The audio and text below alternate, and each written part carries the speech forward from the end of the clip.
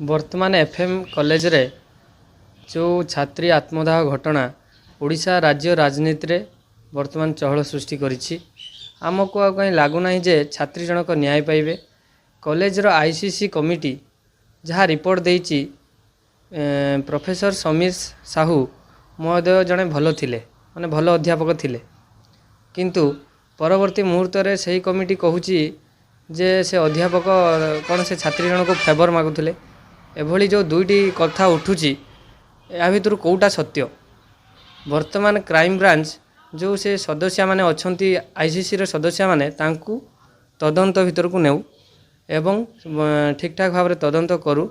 से छात्री को समस्ते वर्तमान साधारण नागरिक चाहूता बेले छात्री को न्याय मिलू, किंतु वर्तमान ये राजनीति करुवा राजनेता माने कहीं चुप बसचंती। से माने कहीं चाहूँचे ए कथा टी माने वर्तमान चापी जाऊ।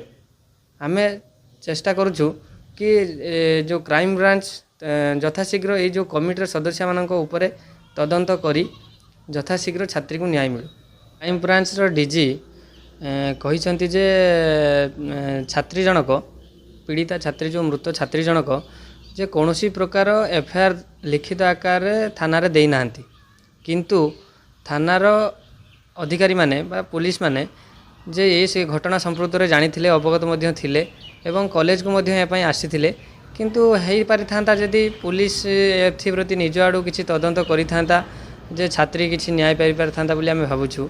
किंतु काहेकि कॉलेज जे पुलिस घटना उपरे तदंत कला नहीं कि जदि वर्तमान कहउचंती आमे छात्री जनक न्याय पाई वर्तमान सब साधारण लोक अपील करुवा बेले किंतु काहेकि पुलिस माने भी चुप बसिले, कहीं तदंत को नेलेनी कौन पाई छात्री जनक आज मृत हेले।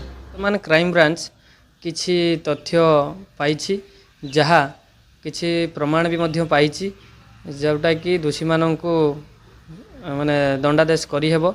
आमे चाहूँ सेटा को जनसाधारण मानक आगरे अवगत करा जाऊ, सर्वसाधारण करा जाऊ, जेमिति समस्ते जानि परिबे जे घटना कौन एवं जे प्रकृत दोषी तांकु ए माने यथाशीघ्र अरेस्ट करा जाऊ एवं दंड माने दंड निया जाऊ, माने कौनसी दंड दिया जाऊ तांकु।